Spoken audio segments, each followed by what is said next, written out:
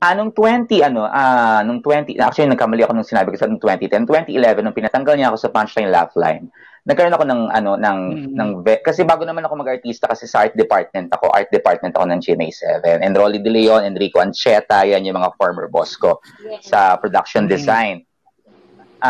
Tapos nung nawalan ako ng trabaho, 2010, 2011, kasi nga, sasabihin lang, kaya ako pinatanggal ko lang for some reason, kasi mahilig siya magpamili yung mamili ka sa amin, siya o ako, something like that. Siyempre, between the management, siyempre pipiliin siya, kasi at that time, nagsimula na yung Showtime, nagiging bankable na siya. Diba? Sino ba naman si Inday Garutay at that time?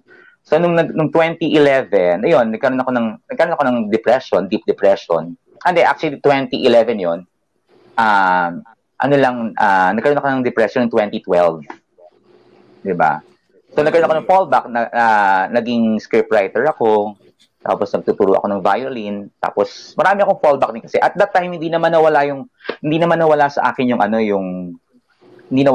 yung live entertainment. Marami pa rin kumukuha sa akin sa hosting kasi alam nila I can handle the event well. Yun.